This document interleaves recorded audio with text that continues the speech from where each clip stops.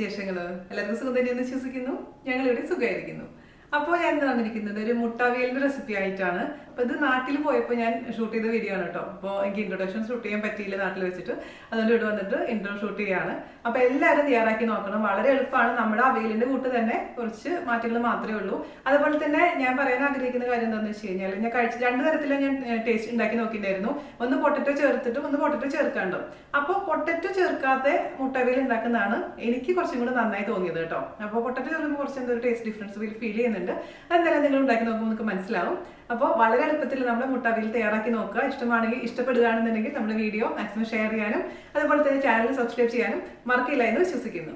അപ്പോൾ ഒട്ടും താമസിച്ചിട്ട് നമുക്ക് എങ്ങനെയാണ് രുചികരമായ മുട്ട അവിയൽ തയ്യാറാക്കാം എന്ന് നോക്കിയിട്ട് വരാം. ഓക്കെ, അപ്പോൾ നമുക്ക് വളരെ ടേസ്റ്റി ആയിട്ടുള്ള മുട്ട അവിയൽ എങ്ങനെ തയ്യാറാക്കാമെന്ന് നോക്കാം. അപ്പം അതിനുവേണ്ടി ഞാൻ എടുത്തിരിക്കുന്നത് 4 മുട്ടയാണ്. ഓരോ മുട്ടേനെ 4 പീസായിട്ട് മുറിച്ചിട്ടുണ്ട്. നിങ്ങൾക്ക് കാണിച്ചു തരാൻ വേണ്ടിയിട്ട് ഒരു എക്സ്ട്രാ മുട്ട കൂടി എടുത്ത് വെച്ചിട്ടുണ്ട് കേട്ടോ. അപ്പോൾ മുട്ടയുടെ അളവ് നിങ്ങൾക്ക് ഇഷ്ടത്തിനനുസരിച്ച് കൂട്ടി കൊടുക്കാം. 4, 5, 6 മുട്ട വേണമെങ്കിൽ ഉപയോഗിക്കാം. അപ്പോൾ മുട്ട എങ്ങനെയാണ് കട്ട് ചെയ്യാന്ന് കാണിച്ചിട്ട്, അതായത് നിങ്ങൾ വെക്കുന്നത് മുട്ട കട്ട് ചെയ്യാൻ എന്താ ബുദ്ധിമുട്ട്, പക്ഷേ ഞാൻ നിങ്ങൾ ശ്രദ്ധിച്ചോന്ന് അറിയത്തില്ല, മുട്ട കട്ട് ചെയ്തപ്പോഴും മുട്ടയുടെ ഇത് ഉണ്ണിയുടെ ഭാഗമൊന്നും പൊട്ടിയിട്ടില്ല. അതിന്റെ സൂത്രം എന്താണെന്ന് വെച്ച് കഴിഞ്ഞാൽ, നമ്മൾ മുട്ട പുഴുങ്ങിയതിന് ശേഷം ചൂടാറിയതിന് ശേഷം ഫ്രിഡ്ജിലെടുത്ത് വെക്കാം. അപ്പോൾ നമ്മളൊരു അരമണിക്കൂറെങ്കിലും ഫ്രിഡ്ജിലെടുത്ത് വെച്ചതിന് ശേഷം മുറിക്കുകയാണെന്നുണ്ടെങ്കിൽ മുട്ട ഇങ്ങനെ പൊട്ടാതെ ഇരിക്കും. അത് നിങ്ങൾക്ക് കാണിച്ചു തരാൻ വേണ്ടിയിട്ടാണ് ഒരു മുട്ട ഇവിടെ എടുത്ത് വെച്ചിരിക്കുന്നത്. അപ്പോൾ നല്ല മൂർച്ചയുള്ള കത്തി വേണം ഉപയോഗിക്കാം കേട്ടോ മുട്ട കട്ട് ചെയ്യാൻ വേണ്ടിയിട്ട്. അത് മാത്രം ഒന്ന് ശ്രദ്ധിച്ചാൽ മതി. ആദ്യം മിഡിലിൽ കട്ട് ചെയ്ത് കൊടുക്കാം. അതിനുശേഷം കമത്തി വെക്കുക.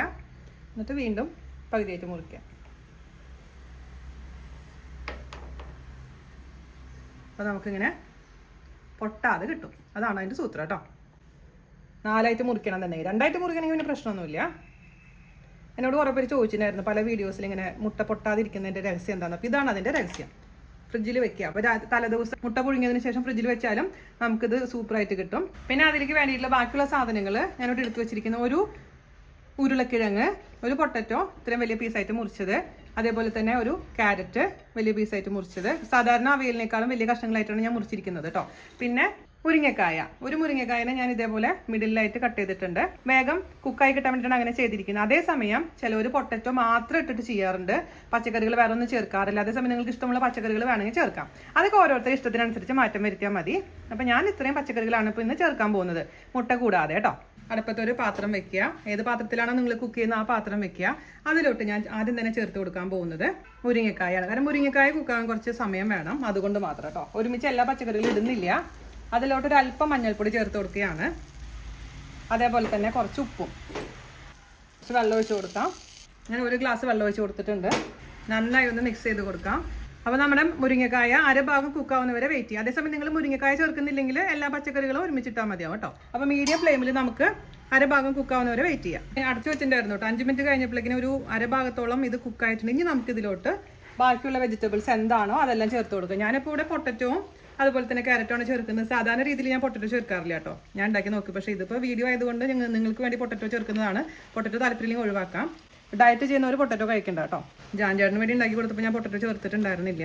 ഓക്കെ, ഇനി ഇതിലോട്ട് നമുക്ക് ചേർത്ത് കൊടുക്കേണ്ടത് തക്കാളിയാണ്. ഇപ്പോൾ പുളിക്ക് വേണ്ടിയിട്ട് നമുക്ക് ഇതിലേക്ക് സാധാരണ രീതിയിൽ തക്കാളി ചേർത്ത് കൊടുക്കാം, അതിൽ മാങ്ങ ചേർത്ത് കൊടുക്കാം, അതല്ലെങ്കിലും നമ്മുടെ പുളിവെള്ളം ചേർത്ത് കൊടുക്കാം. അപ്പോൾ ഞാനിവിടെ തക്കാളിയും ചേർക്കുന്നുണ്ട്, അവസാനം കുറച്ച് പുളിവെള്ളവും ചേർക്കുന്നുണ്ട്. ഒരു തക്കാളി ഞാൻ ചേർത്ത് കൊടുത്തിട്ടുണ്ട്.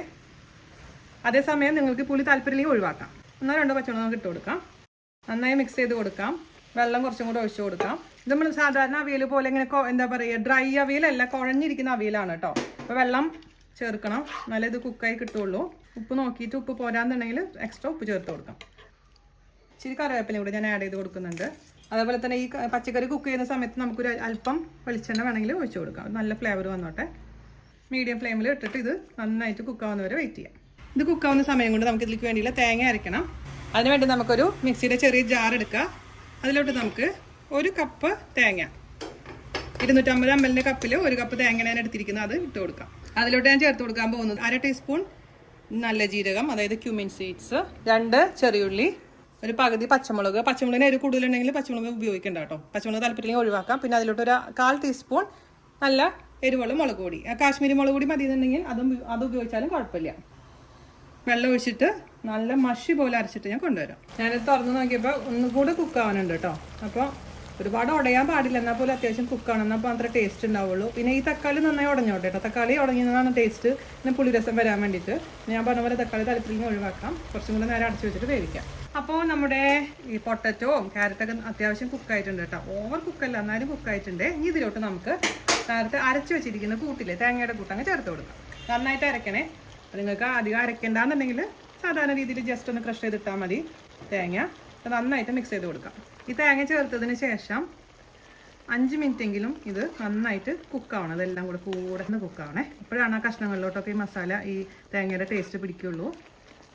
അവസാനം മാത്രമാണ് നമ്മളിതിലേക്ക് നമ്മളെ മുട്ട ചേർത്ത് കൊടുക്കുന്നത്. ഞാനൊരു സൂത്രപ്പണി എന്താ ചെയ്യണമെന്ന് അറിയാമോ?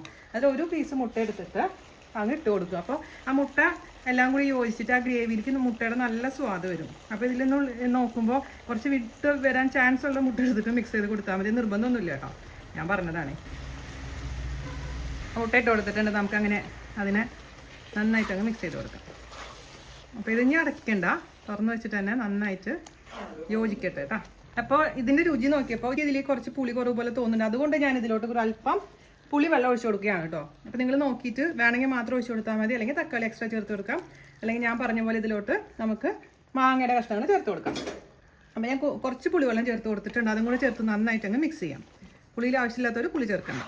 അപ്പോൾ ഗ്രേവിയുടെ അളവ് നിങ്ങൾക്ക് എത്ര ഗ്രേവി വേണം അതിനനുസരിച്ച് വേണം ഇതിൽ വെള്ളം ചേർക്കേണ്ടത് തീരുമാനിക്കാം കേട്ടോ. അപ്പോൾ ഞാനിപ്പോൾ ഇതിൽ 2-3 ഗ്ലാസ് വെള്ളം ചേർത്തിട്ടുണ്ട്, ആദ്യം തന്നെ കുക്ക് ചെയ്യാനും പിന്നെ കുറച്ച് ഗ്രേവിക്ക് വേണ്ടിയിട്ടും. ഇനി ഈ സമയത്ത് നമ്മൾ രുചിയൊക്കെ നോക്കി ഉപ്പും പുളിയൊക്കെ നിങ്ങൾ തിട്ടപ്പെടുത്തണം. കറക്റ്റ് ആക്കിയതിന് ശേഷം മാത്രം നമ്മൾ റെഡിയാക്കി വെച്ചിരിക്കുന്ന മുറിച്ച് വെച്ചിരിക്കുന്ന മുട്ട ചേർത്ത് കൊടുക്കാം. നമ്മൾ ഈ ഗ്രേവിയൊക്കെ എടുത്തിട്ട് അതിന് മുകളിലോട്ട് ആക്കി കൊടുക്കും. ഉണ്ണി പുറത്തേക്ക് വന്നാലും കുഴപ്പമൊന്നുമില്ല കേട്ടോ. അതൊക്കെ ടേസ്റ്റ് ശരിക്കും പറഞ്ഞു കഴിഞ്ഞാൽ ഗ്രേവിയിലേക്ക് ഉണ്ണിയൊക്കെ മിക്സ് ചെയ്യുമ്പോൾ ഭയങ്കര ടേസ്റ്റ് ആയിരിക്കും.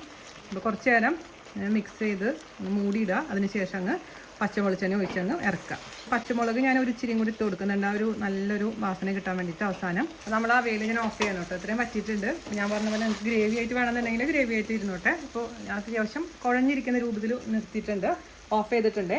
അതിലോട്ട് നമുക്ക് അത്യാവശ്യത്തിന് നല്ലോണം അളവെന്ന് വെച്ച് കഴിഞ്ഞാൽ 1 ടേബിൾ സ്പൂണോ 2 ടേബിൾ സ്പൂണോ പച്ച വെളിച്ചെണ്ണ, ശുദ്ധമായ വെളിച്ചെണ്ണ നമുക്ക് ചേർത്ത് കൊടുക്കാം.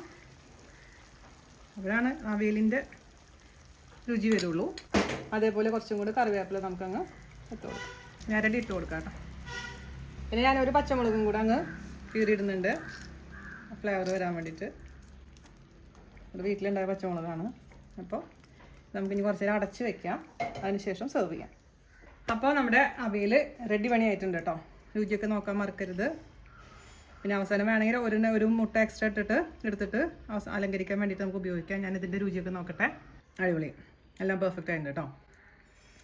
എരിവുണ്ട്, ഉപ്പുണ്ട്, ചെറിയൊരു പുളിയുണ്ട്, എല്ലാം കൂടി ചേർന്നിട്ടുള്ള അസലായിട്ടുള്ള അവിയലാണ്. അപ്പോൾ എല്ലാവരും തയ്യാറാക്കി നോക്കണം. നമുക്ക് കുട്ടാണ് വിളിച്ചിട്ട് ടേസ്റ്റ് ചെയ്യാൻ കൊടുക്കാം കേട്ടോ. എൻ്റെ അഭിപ്രായത്തിൽ പൊട്ടറ്റോ ചേർക്കാതിരിക്കുന്നത് നല്ലത് കേട്ടോ. പൊട്ടറ്റോ ചേർക്കുമ്പോൾ ഹെവി ആയിട്ട് മാറും. എനിക്ക് ക്യാരറ്റും ബീൻസും ഒക്കെ ചേർത്ത് മുരിങ്ങക്കായാണ് ഏറ്റവും ഇഷ്ടം. പക്ഷേ പൊട്ടറ്റോ ചേർത്ത് കഴിഞ്ഞാൽ കൂടുതൽ അളവ് കിട്ടുന്നു മാത്രം. അപ്പോൾ നമുക്കിത് കുട്ടാട്ടിന് കഴിക്കാൻ കൊടുക്കാം. കുട്ടാട്ടിന് മുട്ട അവിയലാണത്. മുട്ട കഴിച്ചു നോക്കാം തന്നെ. ഇവിടെ തേങ്ങ ചെറുക്കുന്ന പൊസിഷനാണ് കേട്ടത്. നിങ്ങൾ കരുതി എന്താ ചേട്ടൻ എങ്ങനെ ഇരിക്കുന്നത്? ഗ്രേവി കഴിച്ചു നോക്കുക. അതിൻ്റെ ഗ്രേവി എന്ന് പറഞ്ഞു കഴിഞ്ഞാൽ മസാല പുളി കറക്റ്റ് അല്ലേ? അപ്പൊ ആദ്യമായിട്ടല്ലേ കഴിക്കണേ? അപ്പൊ കുട്ടായിട്ട് അപ്രൂവ് ചെയ്തിട്ടുണ്ട്. അപ്പൊ നിങ്ങൾ എല്ലാവരും ഉണ്ടാക്കി നോക്കിക്കോളൂ. അപ്പൊ ചേട്ടൻ പറഞ്ഞ പോലെ എരിവൊക്കെ ഞാൻ കുട്ടികൾക്കും കൂടി ഉണ്ടാക്കാൻ വേണ്ടിയിട്ടാണ് എരിവ് കുറച്ചിട്ടേക്കുന്നത്. അപ്പൊ നിങ്ങൾക്ക് ഇഷ്ടത്തിനനുസരിച്ച് എരിവിൽ മാറ്റം വരുത്താം. അവസാനം പച്ചമുളക് നല്ലോണം കീറിട്ടാൽ മതി, ആ കിക്ക് കിട്ടണമെന്നുണ്ടെങ്കിൽ. അല്ലെങ്കിൽ അപ്പോൾ എല്ലാവരും ട്രൈ ചെയ്ത് നോക്കാം കേട്ടോ. ഓക്കെ, ഹൈ ചേച്ചി കഴിച്ചു നോക്കിക്കോ. ഹൈ ചേച്ചിക്ക് മുട്ട കിട്ടിയില്ലേ? ചേട്ടൻ പഠിച്ചു. അപ്പോൾ ചേട്ടൻ്റെ അഭിപ്രായം അനുസരിച്ച് കുറച്ചും കൂടെ മുളക് വേണം, നമുക്ക് കുറച്ചും കൂടെ മുളക് അരിഞ്ഞിടാം. ഓക്കെ, അപ്പോൾ മുട്ടഅവിയൽ എല്ലാവർക്കും ഇഷ്ടപ്പെട്ടെന്ന് വിശ്വസിക്കുന്നു. എല്ലാവരും തയ്യാറാക്കി നോക്കുക, ഫീഡ്ബാക്ക് പറയാൻ മറക്കരുത്.